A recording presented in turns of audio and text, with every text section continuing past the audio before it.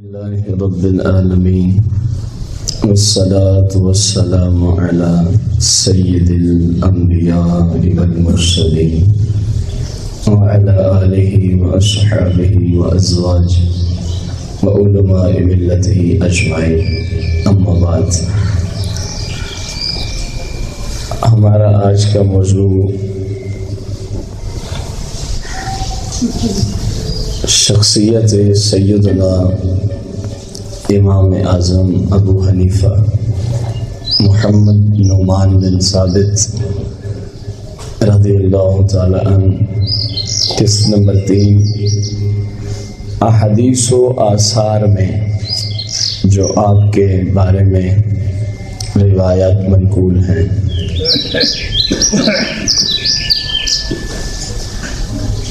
امام اعظم ابو حنیفہ رضی اللہ تعالی عنہ سن 80 ہجری میں دنیا میں تشریف لا رہے ہیں۔ 150 میں دنیا سے آپ نے پردہ فرمایا۔ سن 80 ہجری کا مطلب جس وقت رسول پاک صلی اللہ علیہ وآلہ وسلم نے مکہ مکرمہ سے ہجرت فرما کر مدینہ منورہ کو شرف بخشا تھا، اس وقت سے امام اعظم ابو حنیفہ کے دنیا میں تشریف لانے تک 80 سال بیت چکے تھے۔ یہ مطلب ہوتا ہے ہجری کا۔ جیسے ہم آج کل کہتے ہیں 1439 سن ہجری کا اس وقت شعبان المعظم کا مہینہ جاری ہے۔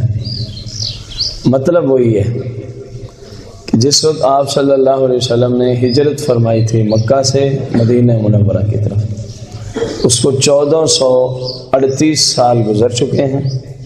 39ویں کے اتنے مہینے اور اتنے دن گزر چکے ہیں۔ یہ مطلب ہوتا ہے ہجرت کا۔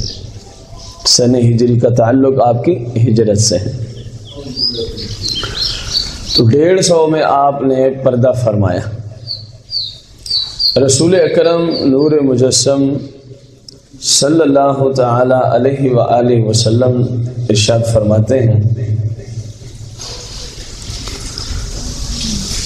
کہ اہل دنیا کی جو زینت ہے، حدیث کے کلمات ہیں، اہل دنیا کی جو زینت ہے، فرمایا کہ وہ 150 سن ہجری کو اٹھ جائے گی۔ آپ اندازہ لگائیں 150 سال پہلے کی بات ہے جب آپ صلی اللہ علیہ وسلم نے ارشاد فرمایا تھا کہ 150 سن ہجری میں اہل دنیا یعنی دنیا والوں کے لیے جو زیب و زینت کی شخصیت ہوں گی، فرمایا وہ دنیا سے اٹھ جائے گی۔ وہ دنیا سے ایک طرف جہاں امام اعظم ابو حنیفہ رضی اللہ تعالی عنہ کا مقام اس حدیث میں بیان ہو رہا ہے، کیونکہ اس پہ بڑا طویل ترین کلام کیا ہے محدثین نے، ائمہ نے، کہ کسی اور بندے کے لیے تو یہ کلمات نہیں تھے کہ 150 میں اہل دنیا کی زینت اٹھ جائے گی۔ ظاہر 150 سن ہجری میں کثیر علماء کا انتقال ہوا ہے، تو ان لوگوں نے دلائل سے محدثین نے اس بات کو ثابت کیا ہے کہ اس حدیث کے مصداق صرف اور صرف چراغ و حاضی امہ سیدنا امام اعظم ابو حنیفہ کی ذات ہے رضی اللہ تعالیٰ۔ بقا اس درجے کا کوئی عالم نہیں ہے جو 150 سن ہجری میں اٹھا ہو جس کی وجہ سے اہل دنیا کی زینت ہی بجھ گئی ہو۔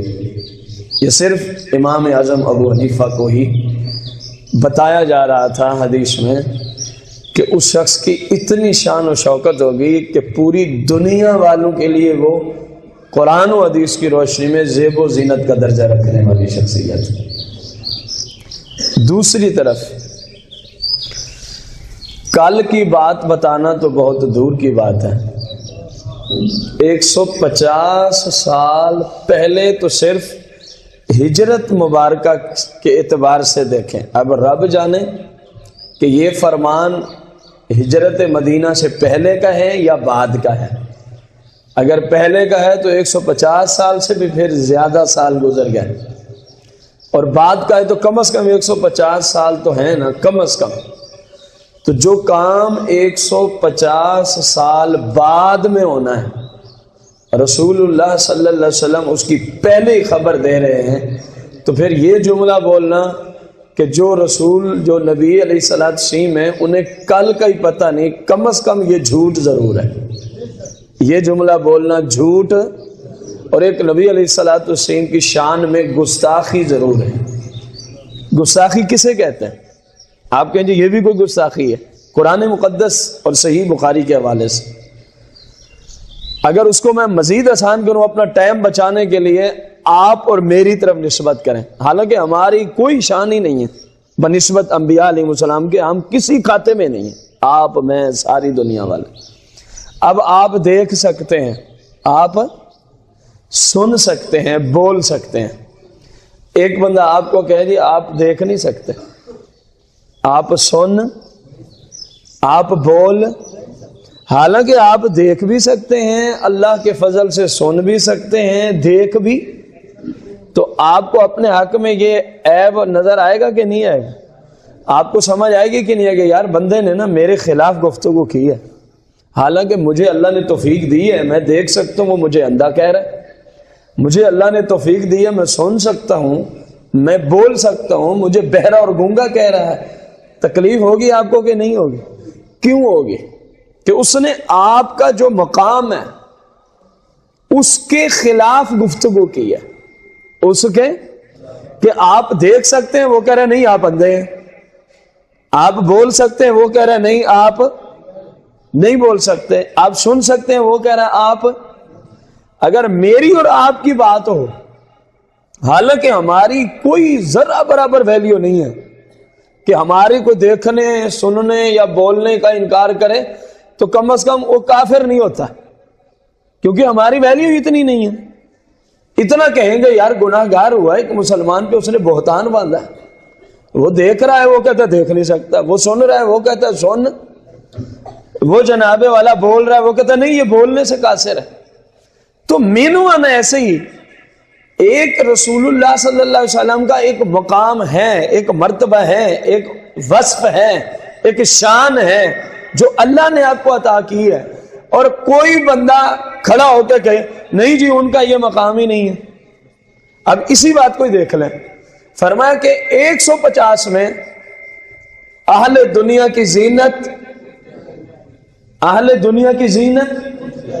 اب 150 سال جس بات کی خبر دی جا سکتی ہے، تو وہی ہستی ایک دن بعد میں ہونے والے کام کی خبر نہیں دے سکتی. تو توہین ہوئی کہ نہ ہوئی؟ گستاخی ہوئی کہ نہ ہوئی؟ ابھی بھی نہیں سمجھ آئی تو پھر صحیح بخاری اور سورہ احزاب سے چھوٹا سا مفہوم آپ کو بتا دوں. جناب موسیٰ علیہ الصلوۃ والسلام کے بارے میں اللہ کریم نے قرآن میں فرما رکھا ہے کہ میرا پاک پیغمبر سر سے لے کر پاؤں تک ہر عیب سے پاک ہے، ہر عیب سے. بنی اسرائیل میں کچھ گستاخ ایسے تھے جنہوں نے اپنے پاک پیغمبر جناب موسیٰ علیہ الصلوۃ والسلام کے بارے میں کہا تھا ان کے جسم کے فلاں حصہ میں فلاں عیب ہے، جسم کے فلاں حصہ میں فلاں عیب ہے. اللہ کریم نے قرآن نازل فرمایا اور اس قرآن مقدس میں فرمایا کہ انہوں نے جناب موسیٰ علیہ السلام کو تکلیف دی ہے. انہوں نے موسیٰ علیہ السلام کو، اس میں باقاعدہ آز و موسیٰ کے کلمات ہیں قرآن مقدس کہ بنی اسرائیل کے کچھ لوگوں نے ہمارے پاک پیغمبر موسیٰ علیہ السلام کو کیا پہنچائی ہے؟ تکلیف پہنچائی ہے، اذیت پہنچائی ہے. کیوں؟ کہ انہوں نے یہ کہا ان کے جسم میں یہ ہے. اللہ فرماتا ہے میرا پیغمبر اس چیز سے پاک ہے، میرا پیغمبر اس چیز سے پاک ہے. تو معلوم ہوا کہ پیغمبر علیہ السلام کا یہ مقام ہے، جو چیز ان کی صفت ہو اس کو نہ ماننا گستاخی، اور جو صفت نہ ہو اس کو ان کی طرح منسوب کرنا یہ نبی علیہ السلام کی شان میں کیا ہوتی ہے؟ گستاخی ہوتی ہے۔ تیسری بات، تاکہ ثابت ہو کہ یہ گستاخی ہے، صحیح بخاری شریف میں حدیث موجود، آپ صلی اللہ علیہ وسلم نے مال غنیمت تقسیم فرمایا۔ مال غنیمت، ایک منافق نے باہر جا کے کہا آپ صلی اللہ علیہ وسلم نے شریعت کے مطابق تقسیم فرمایا، آپ سے زیادہ عدل و انصاف کوئی مائی کا لال سوچ بھی نہیں سکتا، اس طرح عمل کرنا تو دور کی بات ہے، سوچ بھی نہیں سکتا۔ رب نے ایسی عقل بنائی ہی نہیں ہے جس میں وہ سوچ آ سکے جو میرے محبوب علیہ السلام کر دیا کرتے تھے۔ ایسی عقل کائنات میں کسی کو نہیں ملی کہ جو آپ کرتے تھے عدل و انصاف میں بندہ وہ سوچ بھی سکے۔ تو آپ صلی اللہ علیہ وسلم نے عین شریعت جیسا حکم تھا ویسے ہی مال غنیمت کو کیا کر دیا۔ ایک منافق باہر جا کے کہنے لگا رسول اللہ صلی اللہ علیہ وسلم نے مال غنیمت تقسیم کرنے میں انصاف سے کام نہیں لیا، اور یہی بات رسول اکرم صلی اللہ علیہ وسلم کی ذات تک آ پہنچی۔ تو مصطفیٰ کریم علیہ الصلوۃ والتسلیم کا چہرہ مقدسہ غصے کی وجہ سے چہرہ مبارکہ پر آثار نمودار ہو گئے۔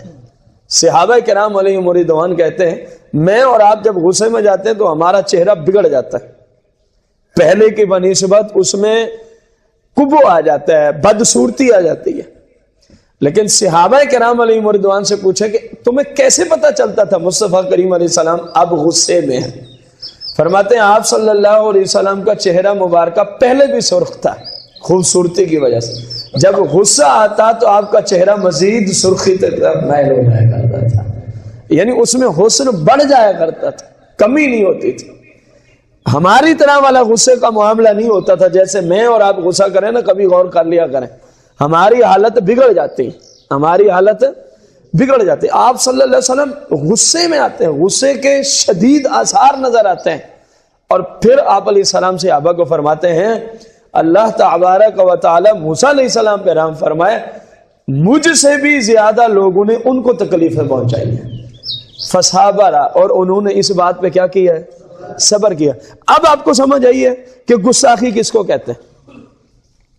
جو چیز نہیں تھی اس کی نسبت کی جا رہی تھی، آپ نے عدل و انصاف سے مال کو کیا کر دیا، اور منافق نے کہا نہیں تقسیم ہوا عدل کے ساتھ، تو آپ صلی اللہ علیہ وسلم اسی بات پہ غصے ہو رہے تھے کہ یہ منافق میری شان میں گستاخیاں کرتے ہیں، حالانکہ میں نے شریعت کے عین مطابق ہی مال کو کیا کیا، تقسیم کیا، جیسے حق تھا ویسے ہی پہنچایا، اور یہ میرے بارے میں گفتگو کرتے ہیں کہ انصاف سے میں نے مال غنیمت کو تقسیم۔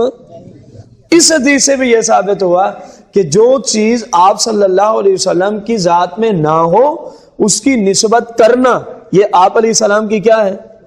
گستاخی اور توہین ہے۔ اب واپسی پلٹتے ہیں کہ آپ فرما رہے ہیں 150 میں اہل دنیا کی زیب و زینت کیا ہو جائے گی؟ اٹھ جائے گی۔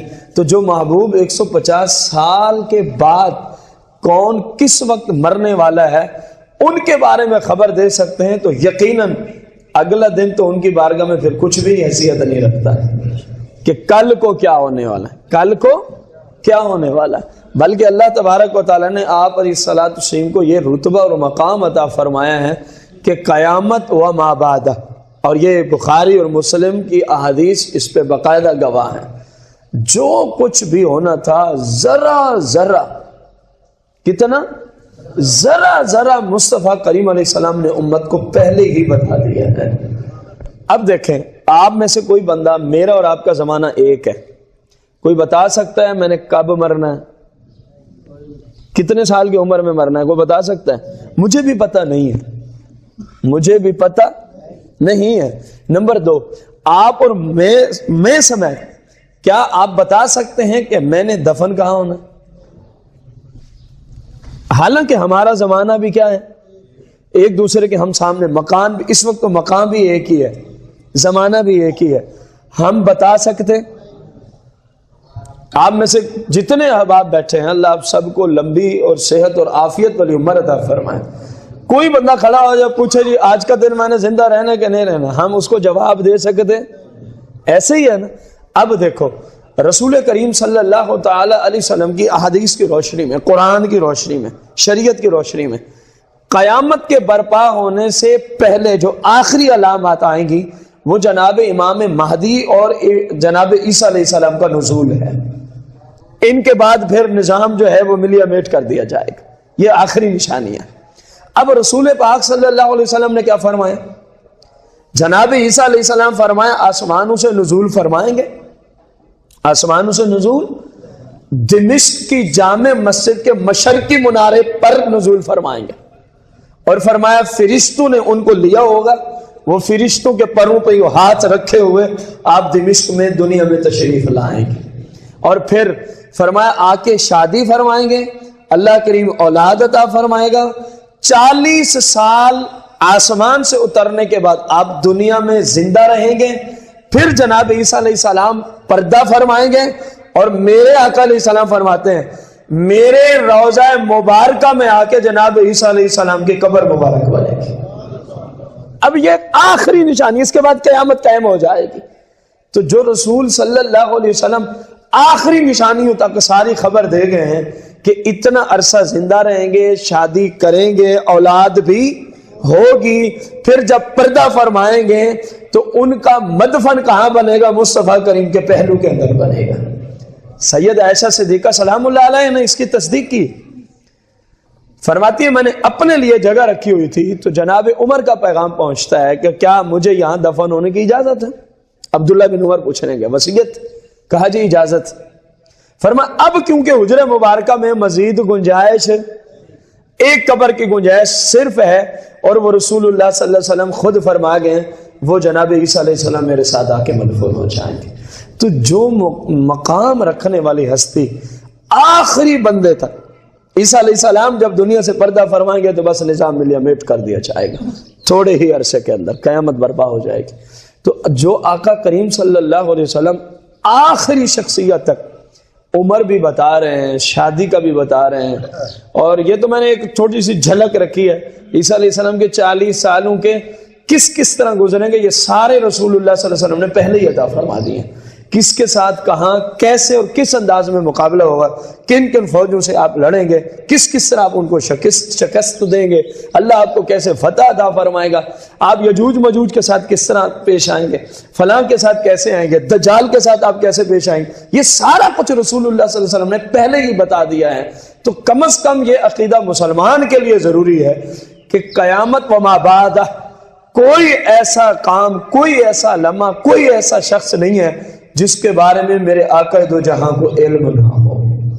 یہ ہے ایمان، یہ ہے اصل میں. اس پہ میں نے کیوں 5-7 منٹ لگائے؟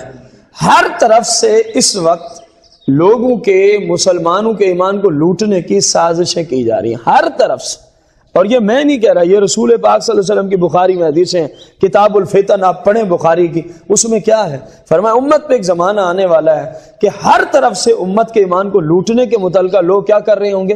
سازشیں کر رہے ہیں. آپ دیکھ لیں میڈیا ہمارے ایمان کو لوٹنے کے پیچھے ہے. جتنے قسم اقسام کے بھی میڈیا ہیں ٹوٹل قرآن اور سنت کی توہین پہ مبنی پروگرام نشر کر رہے ہیں. قرآن اور سنت کو مٹانے کے چکروں میں دن رات حکومت ہے، اس کے یہی شور شرابہ ہے. جناب والا جس طرف جائیں مختلف قسم کے مسلک والے لوگ ہیں، ان کا یہی کام ہے مختلف انداز سے نئی گستاخیاں گھڑ کے، نئی طویلیں پیش کر کے انبیاء علیہ السلام کی شان میں گستاخیاں. یہاں تک کتاب الفتن میں فرمایا اس وقت امت کا حال یہ ہوگا کہ کوئی صبح کو مسلمان ہوگا تو شام ہونے تک وہ کافر ہو جائے گا، اور شام کو مسلمان ہوگا تو صبح ہونے سے پہلے وہ کافر ہو جائے گا. اس طرح اس وقت فتنے اٹھ رہے ہوں گے. یقین جانے ان حدیث کی روشنی میں جن میں فرمایا کہ اس طرح فتنے اٹھ رہے ہوں گے، ہم نے اسی زمانے میں ہی جنم لیا ہوا ہے. اسی زمانے کی طرف آپ علیہ السلام پہلے امت کو بتا گئے. تو ضروری ہے اس وقت ایمانیات کو سیکھنا. تو جو محبوب صلی اللہ علیہ وسلم کے اوصاف ہیں، اگر اس طرح ایمان نہ رکھا جائے تو بندہ پھر مسلمان ہو سکتا. ورنہ پھر جن منافقوں کو آپ صلی اللہ علیہ وسلم نے قتل کروایا، نمازیں وہ بھی پڑھتے تھے، داڑیاں ان کی بھی تھیں، آپ کے پیچھے نمازیں پڑھتے تھے، آپ کا چہرہ دیکھنے والے تھے، لیکن فرمایا ان کو قتل کر دو، ان کو ذبح کرو. وجہ کیا ہے؟ یہ مجھے اس طرح کا نہیں مانتے جیسا میرے رب نے مجھے بنا کے بھیجا ہے. اور بنا کے کیسا بھیجا ہے؟ بنا کے کیسا بھیجا ہے؟ یہ ان سے پوچھیں جن کو اللہ نے قرآن و سنت صحیح معنوں میں سمجھ عطا فرمائی تھی، ان سے پوچھیں۔ اعلیٰ حضرت رضی اللہ تعالیٰ عنہ کیا فرماتے ہیں؟ خلق سے اولیاء، اولیاء سے رسول، اور رسولوں سے اعلیٰ ہمارا نبی۔ فرمایا مخلوق خدا میں سے اگر کسی کی شان ہے تو اللہ کے دوست ولیوں کی شان ہے، ان میں سے اگر کسی کی پھر شان ہے تو وہ انبیاء اور رسول کی شان ہے، اور اگر انبیاء اور رسول کا کوئی آقا، مولا، امام اور سردار کھڑا ہے تو وہ تاجدار ختم نبوت کی ذات کھڑی ہے۔ اسی لیے نہیں فرمایا سب سے اعلیٰ و اعلیٰ ہمارا نبی؟ بھئی آپ سے اونچا کوئی ہے ہی نہیں، آپ کے اوپر الوہیت شروع ہو جاتی ہے۔ اللہ کے سوا جو رتبہ بھی آپ دے سکتے ہیں وہ مصطفیٰ کریم کو دیا جا سکتا ہے۔ تو فرمایا 150 سنہ ہجری میں دنیا کی زینت، مصطفیٰ کریم نے کس ہستی کو دنیا کی زینت فرمایا؟ جناب سیدنا امام اعظم ابو حنیفہ رضی اللہ تعالی عنہ کو۔ اندازہ لگائیں رسول اکرم نور مجسم صلی اللہ علیہ وسلم کے چچا زاد بھائی، آپ کے شاگرد خاص اور صحابی رسول عبداللہ بن عباس رضی اللہ تعالی عنہ نے اس کو روایت کیا ہے۔ فرمایا کہ ہمارے بعد ایک ہستی ایسی آنے والی ہیں جن کو لوگ نعمان بن ثابت اور کنیت کے اعتبار سے ابو حنیفہ کے نام سے جانیں گے، اور وہ ہستی کوفہ میں پیدا ہوگی۔ وہ ہستی کہاں پیدا ہوگی؟ کوفہ میں۔ آپ دونوں کا زمانہ ایک نہیں ہے۔ عبداللہ بن عباس پہلے دنیا سے تشریف لے گئے، امام اعظم ابو حنیفہ بعد میں آ رہے ہیں۔ عبداللہ بن عباس کا زمانہ مصطفیٰ کریم علیہ السلام کا زمانہ مقدسہ ہے۔ تو کیا فرما رہے ہیں؟ ابو حنیفہ کنیت ہوگی، نعمان بن ثابت نام ہوگا، اور پیدا کہاں ہوں گے؟ کوفہ میں۔ کوفہ میں آپ پیدا ہوں گے، اور پھر ان کی حالت یہ ہوگی جو قرآن و حدیث میں اس قدر استعداد رکھتے ہوں گے، اس قدر کوشش کریں گے کہ جو ان کے زمانے تک بگاڑ پیدا ہو چکا ہوگا، لوگوں نے مختلف انداز سے دین کو تبدیل کرنے کی سازشیں کی ہوں گی۔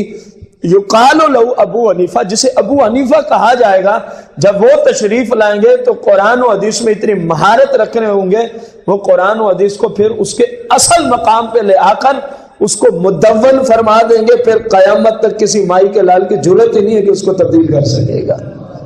اور یہ دین کو مدون کرنے والا جو صحرا سجایا ہے رب نے، وہ ابو حنیفہ کے سر پہ تاج سجا ہوا ہے۔ اس حیثیت سے جس طرح آپ نے دین متین کو مدون کیا، جیسا کہ عبداللہ بن عباس نے اس طرف خبر دی ہے کہ وہ شخص قرآن و سنت کے دلائل کو اپنی اصل پہ لے آئے گا، اور ان سے جس طرح مسائل کا استخراج فرما کے مدون کر دیں گے، تو سمجھ لینا یہ ایسے ہی ہے جیسے مصطفیٰ کریم علیہ السلام کے زمانے میں لوگوں کو دین پہنچاتا ہے۔ تو کتنی بڑی شان و شوکت کا مالک ہوگا وہ شخص جن کے بارے میں رسول پاک صلی اللہ علیہ وسلم کے صحابہ، اور یقیناً صحابہ اپنی طرف سے کچھ نہیں کہا کرتے تھے، خصوصاً دین کے معاملے میں مصطفیٰ کریم علیہ السلام سے سن کے ہی کچھ آگے سنایا کرتے تھے۔ اب ان کا یہ فرمانا کہ وہ اصل پہ لے آئے گا، اور اس میں کوئی شک و شبہ نہیں ہے۔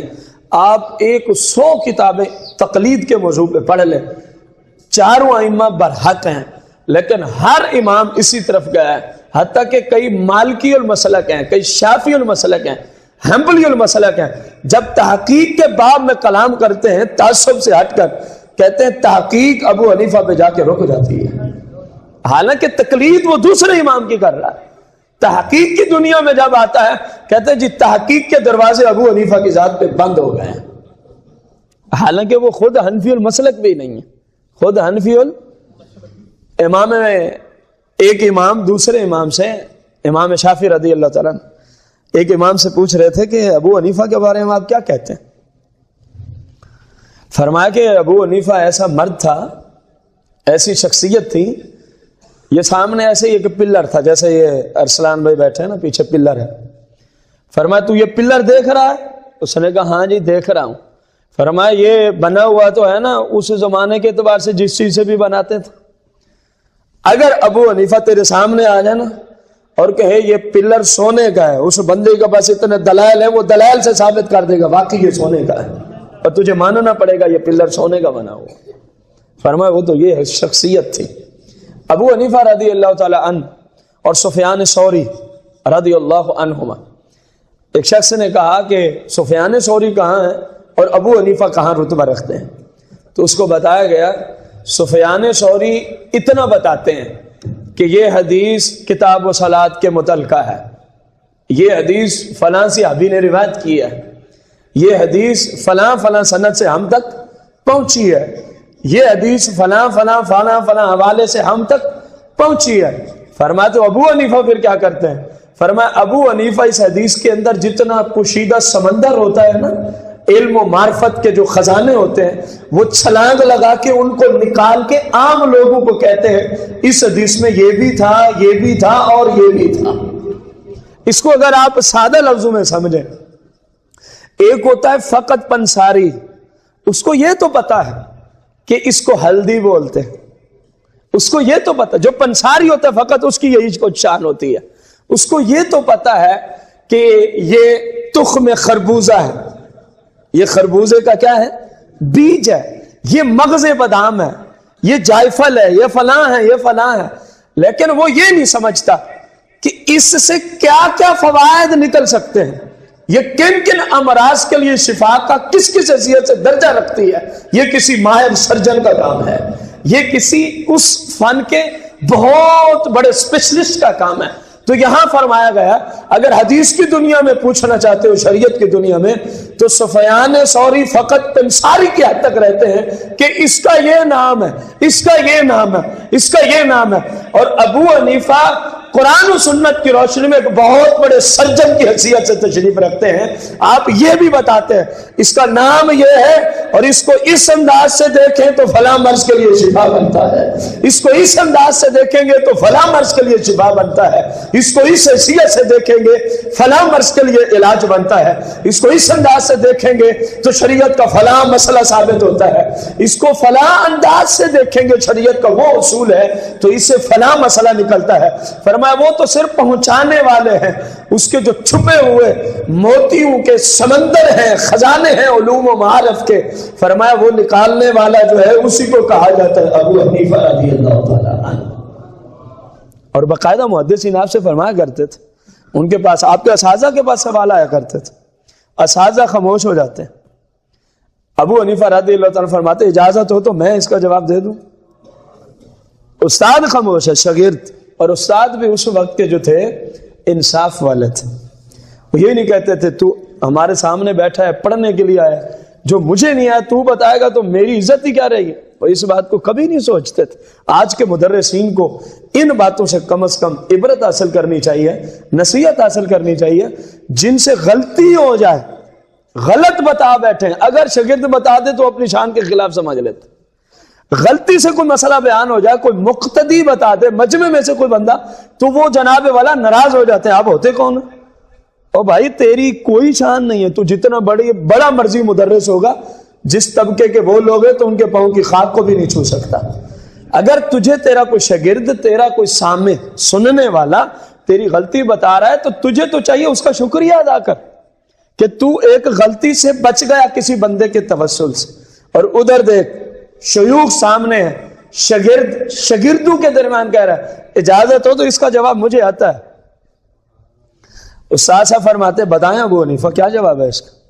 جب آپ جواب دیتے ہیں تو اساتذہ یقیناً یہ جملے بولتے تھے، یہ جملے کہ یہ کتابی علم نہیں ہے ابو حنیفہ، یہ بس رب کا کرم ہے، جس پہ ہو جائے پھر اسی طرح کے مسائل کو بتایا کرتا ہے جیسے آپ بتاتے ہیں. ہم کئی کے مہینوں سوچتے رہتے ہیں اس کا جواب کیا ہے، آپ سنتے ہی سوال فی البدیہہ اسی وقت بغیر سوچے سمجھے فرماتے شریعت میں اس کا یہ جواب ہے، شریعت میں اس کا یہ حل ہے، شریعت میں اس کا یہ حل ہے. اور یہ بات آپ ذہن میں رکھیں، رسول اکرم نور مجسم صلی اللہ تعالی علیہ وآلہ وسلم کی نسل پاک کا آخری حدیث مبارکہ، نسل پاک کا بہت بڑا امام، امام جعفر صادق رضی اللہ عنہ. اور مزے کی بات یہ ہے جو ابو حنیفہ کو آج گالیاں دیتے ہیں، یہ ان کے اپنے مسلک کی کتابوں میں بھی روایت موجود ہے. رافضی امام جعفر صادق رضی اللہ تعالیٰ کیا فرماتے ہیں؟ آپ فرماتے ہیں ایک شخص جو روایت کرنے والے ہیں ابو الحسن بن علی نے اپنی سند کے ساتھ روایت کیا کہ ایک دن سیدنا امام اعظم ابو حنیفہ جناب امام جعفر صادق کی بارگاہ میں تشریف لاتے ہیں۔ امام جعفر صادق نے جب ابو حنیفہ کو دیکھا تو فرمایا کہ میں آپ کو ایسا ہی دیکھتا ہوں، میں آپ کو ایسا ہی دیکھتا ہوں کہ آپ کی وہ شخصیت ہے جو رسول اللہ صلی اللہ تعالی علیہ وآلہ وسلم کی سنت اور طریقہ جو لوگوں سے گم ہو چکا ہے، آپ کی پیشانی مجھے بتا رہی ہے۔ اے شخصیت، اس سنت اور طریقے کو اصل حالت پہ لے آنا، پھر اس کو اس طرح مدون کر دینا، یہ رب نے آپ کے ہی شعبے میں رکھا ہے، آپ کی قسمت میں رکھا ہے، کیونکہ آپ کی پیشانی بتا رہی ہے کہ دین کو اصل حالت پہ لانے والی شخصیت یہی ہے جس کا نام امام اعظم ابو حنیفہ رضی اللہ تعالیٰ عنہ۔ امام جعفر صادق رضی اللہ تعالیٰ جس ہستی کے بارے میں اتنی بڑا مقام، اتنی بڑی شان بیان فرما رہے ہیں کہ میرے رسول پاک صلی اللہ علیہ وسلم کے دین کو جو اصل حالت پہ لانا ہے، سنت کو اور طریقے کو، وہ آپ ہی کی ذات ہے، آپ کی پیشانی مجھے بتا رہی ہے۔ تو مومن اللہ تبارک و تعالیٰ کی توفیق سے پیشانی کو دیکھ کے پہچان لیتا ہے کہ اس بندے میں کیا کیا جوہر ہے، اس بندے میں کیا کیا جوہر ہے۔ اب یہ سب کچھ اپنی جگہ مسلم، جس بات پہ میں نے اختتام کرنا ہے، آج ہمارے اندر علم ہے، یہ میں اپنے شعبے والوں کے لیے جملہ بول رہا ہوں آخری، آج ہمارے اندر علم ہے ذرا برابر، ان لوگوں کی طرف نسبت کریں تو ہے ہی نہیں جن کی باتیں ہم نے کی، اگر ان کی طرف ہم اپنے علم کی نسبت کریں تو سمجھے ہمارے پلے کچھ ہے، سرے سے کچھ نہیں ہے، ہم ان کے سامنے اندھے ہیں، گونگے ہیں، بہرے ہیں، جتنے علوم کے وہ سمندر تھے، ہمیں تو ان کی بنسبت سے شاید سمندر کا ایک قطرہ بھی ہمارے پاس نہ ہو۔ اب جو میں بات کرنے جا رہا ہوں اپنے شعبے والوں کے لیے، خصوصاً جو طلباء بیٹھے ہیں وہ غور کریں، بالعموم تمام کے لیے یہ بات، اتنا بڑا امام اور تقوی و طہارت کے پیچھے بھی میں نے مثالیں دی ہیں۔ ایک مثال آج رکھ کے اختتام ہے شخصیت امام اعظم ابو حنیفہ کے موضوع پر۔ آج ہمارے اندر ذرا برابر علم ہے، لیکن ہماری سیرت میں عمل نظر، میں اپنے شعبے کی بات کر رہا ہوں، ہم اپنے آپ کو پتہ نہیں کیا سمجھنے لگ گئے ہیں، اور رسول پاک صلی اللہ علیہ وسلم کی سیرت و سنت پہ ہمارا کردار اس سے ملتا، ہماری سیرت آپ صلی اللہ علیہ وسلم کی پکیزہ سیرت سے ملتی، نمازیں ہم قضا کریں گے۔ ہمارے شعبے میں لوگ ہیں جو داڑیاں کترواتے ہیں، اپنے آپ کو عالم بھی کہتے ہیں، داڑیاں بھی کترواتے ہیں۔ ہمارے ہی شعبے کے لوگ ہیں جن کے موبائل بے حیائی اور فحاشی کے مناظر سے بھرے پڑے، اور ان میں کثیر تعداد ہے جو نمازیں بھی پڑھاتی ہے، حالانکہ انہیں پتہ ہے کہ ایسا بندہ امامت کا آل نہیں ہے، کیونکہ جو گانے باجے بے فحاشی کا معاملہ کرے وہ فاسق و فاجر ہے، اور فاسق و فاجر کے پیچھے نماز مکروہ تحریمی پڑھی ہے تو گناہ ہے، اگر پتہ ہے، اگر پتہ نہیں ہے تو سارا وبال امام کے سر، سارا وبال امام کے سر ہے۔ ہمارے ہی شعبے کی بات ہے، زکوٰۃ فرض دیتے نہیں ہیں، بلکہ الٹا لوگوں سے لے کے کھا جاتے ہیں، الٹا لوگوں سے لے کے کھا جاتے ہیں۔ جو میں نے دیکھا ہے بحمد تعالیٰ میں وہی ذکر کر رہا ہوں، کچھ سنی سنائی باتیں میں آپ کو نہیں ذکر کر رہا۔ ہمارے ہی شعبے کے اندر والدین کے نافرمان موجود، ہمارے ہی شعبے کے اندر جناب والا روزے نہ رکھنے والے موجود، اور دلیل کیا ہے؟ میں نے سارا دن قرآن کی منزل یاد کرنی ہو تو رات کو تراویح نہیں پڑھانی۔ ارے بے حس و بے حیا، ائمہ سے پوچھ تو صحیح۔ فرمایا ایک امام ایسا ہے جو تراویح پڑھانے کی غرض سے کہتا ہے میں نے سارا دن قرآن یاد کرنا ہوتا ہے، اس لیے مجھ سے روزہ نہیں رکھا جاتا، مجھے بار بار پانی پینا پڑتا ہے، پیاس لگ جاتی ہے، مجھے پیاس لگ جاتی ہے۔ اپنے اسلاف اور ائمہ سے مجتہدین سے پوچھ تو صحیح، اور تجھے تراویح پڑھانے میں اگر آپ ناراض نہ ہوں تو تجھے اور کیا نظر آ رہا ہے سوائے اس کے کہ تو آخری رات کے انتظار میں، آخری رات کے انتظار میں، جس کی وجہ سے تو روزے جیسی عبادت چھوڑ رہا ہے۔ اپنے ائمہ سے پوچھ تو صحیح، تیرے پیچھے نماز ہوتی ہے؟ جو امام شرعی عذر نہ رکھتا ہو، تراویح پڑھانے کے لیے منزل یاد کرنا یہ شرعی عذر نہیں ہے، کیونکہ تراویح تو سورہ اخلاص سے بھی ہو جاتی ہے۔ اگر فرض نماز سورہ اخلاص سے ہو جاتی ہے تو سنت نماز کیوں نہیں ہوتی؟ یہ کوئی عذر ہے؟ یہی وجہ ہے کہ تراویح کی جماعت اسلام نے آپ پہ لازم نہیں کی. آپ کی صحت کا کوئی مسئلہ ہے، آپ اپنے گھر سکون سے بیٹھ کر تراویح پڑھنا چاہتے ہیں تو شریعت آپ کو گناہ گار نہیں سمجھتی. ہاں جماعت میں آ جائیں گے تو پھر جماعت کی فضیلت پائیں گے. تراویح ضروری ہے، سنت مؤکدہ ہے، جماعت سنت مؤکدہ کے درجے میں نہیں ہے. اب اندازہ لگائیں، ائمہ نے لکھا جو بندہ کہ میں نے تراویح پڑھانی ہوتی ہے اس لیے تلاوت کرتا ہوں، دن کو منزل یاد کرتے روزہ نہیں رکھا جاتا، فرمایا اس کے پیچھے نماز نہیں ہوتی. آج یہ ہمارے ہیلے بان ہیں. ان تمام لوگوں کو جو میرے شعبے سے وابستہ ہیں، عرض کرتے ہوئے، اپیل کرتے ہوئے، نصیحت کرتے ہوئے میں ابو حنیفہ کی شخصیت پہ آخری روایت آپ کی شان میں ذکر کر رہا ہوں. اگر ان کے پاس اتنا علوم تھے تو ان کی زندگی کا ذرا مطالعہ کرو، وہ تقوی و طہارت کے کتنے بڑے سمندر اور پہاڑ بھی تھے، وہ کس قدر پرہیزگاری والی زندگی. اور یہ قانون ہے کہ قرآن و سنت سے حصہ لینا ہے تو تقوی و طہارت اختیار کرنا ہی پڑے گا، کیونکہ قرآن و سنت نور علی نور ہے. اور یہ اسی جگہ ہی بیٹھتے ہیں جہاں آگے نورانیت ہو، جہاں مختلف گناہوں کا گند بھرا ہوا ہو، وہاں پھر یہ اپنی جگہ بناتے، وہاں پھر لفظوں تک محدود رہتے ہیں. آپ لوگوں کو سمجھاتے رہتے ہیں، لوگوں کے پلے ککھ نہیں پڑتا. جس کو آپ سمجھائیں اس کو سمجھ آ جائے اور اس کی زندگی میں تبدیلی آ جائے تو سمجھ لیں رب نے آپ کے پلے کچھ رکھا ہوا ہے. اگر آپ کے اندر عمل نہیں ہے تو آپ کے سمجھانے سے لوگوں کے پلے ککھ بھی نہیں پڑے گا، بس وہ لفظ ہی آپ ان کو سنا رہے ہیں. ابو حنیفہ رضی اللہ تعالیٰ عنہ کی عادت مبارک تھی، حالانکہ یہ شریعت میں کوئی درجہ بھی نہیں رکھتا. یہ تقوی جو میں سنانے چلا ہوں کسی درجے میں آتا ہی نہیں ہے، یہ آپ کا اپنا ہی تقوی ہے. یعنی شریعت نے نہیں کہا کہ آپ یوں کریں. آپ سے کوئی کپڑا لے جاتا، آپ کپڑے کے تاجر تھے، پچھلی اتوار بھی عرض کیا تھا، آپ کا کام ہی کپڑے کا کام تھا، اور کسی وجہ سے اس کو پسند نہ آتا اور وہ کپڑا واپس دینے آ جاتا، اور وہ بندہ کپڑا واپس دینے آ جاتا تو آپ پتہ کیا کرتے؟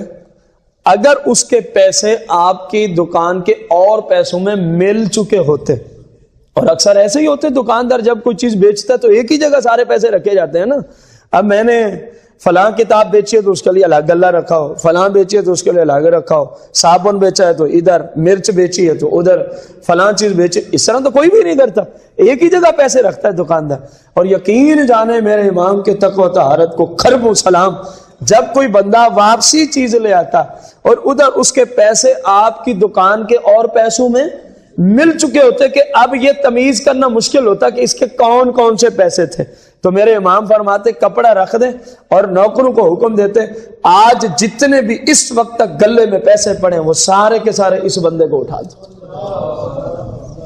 رہتی دنیا تک آپ کو یہ تقوی و طہارت اور پرہیزگاری کی مثال ناممکن ہے کہ کسی شخص کے اندر آپ کو نظر آئے. قانون تو اتنا ہی تھا نا کہ اس نے 10 درہم کا لیا تو اس کو 10 درہم ہی واپس لوٹا دیا. یہ شریعت تھی، یہ حکم ہے، لیکن ہر چیز میں نہیں. ایک چیز کو وہ خراب کر کے لائے گا، آپ کی دوبارہ بکے گی ہی نہیں، آپ کہیں گے وہ حکم تھا مجھے لہذا واپسی کرنی ہوگی. اس طرح نہیں، اس میں بھی تفصیل پڑی ہے. اس میں بھی کیا پڑی ہے؟ کچھ چیزیں ایسی ہیں جیسے اس کی پیکنگ کھل جاتی ہے وہ دوبارہ بکنے کے قابل ہی نہیں ہوتی. اب دکاندار ہر روز کے 2000 کا بھی سودا اس طرح واپسی کرے، اس نے تو بچوں کی روزی کما لی. تو یہ ہر چیز میں تفصیل ہے، ہر چیز میں علیحدہ کیا ہے؟ تفصیل ہے. تو میرے امام کے تقوی و طہارت کو دیکھو، آپ فرماتے سارے پیسے اٹھا دو، کہیں اس کے پیسے جو معین تھے وہ ہمارے پیسوں میں نہ مل جائے، ہمیں ایسی روزی کی ضرورت ہی نہیں. حالانکہ حرام نہیں ہوتی، حالانکہ حرام نہیں ہوتی. تو میرے بھائیوں بزرگوں، خدا را دیکھیں، اور میرے فن سے تعلق رکھنے والے، میرے سر کے تاج علماء اہل سنت، طلباء اہل سنت، آپ سب میرے سر کے تاج ہیں کیونکہ آپ سنی ہیں اور رسول پاک کی شریعت کا کام کرنے والے. دیکھیں جن کے پیچھے ہم کھڑے ہیں ان کا تقوی و طہارت کتنا ہے، اور ہماری حالت ہے ہمارے فرائض چھوٹ جائیں، ہمارے واجبات ترک ہو جائیں، سنت مؤکدہ ہم ترک کیے جائیں، اور اللہ تعالیٰ معاف فرمائے. یہ حالت اسلام کو پسند ہے. اللہ تعالیٰ شخصیت ابو حنیفہ رضی اللہ تعالیٰ کے تصدق سے مجھے آپ سب کو ان کی پرہیزگاری، آپ کے تقوی و طہارت کا صدقہ اللہ تعالیٰ ہمیں بھی تقوی و طہارت نصیب فرمائے. اللہ تعالیٰ ہمیں پرہیزگاری والی زندگی عطا فرمائے. آمین بجاہ النبی الکریم علیہ الصلوۃ والتسلیم.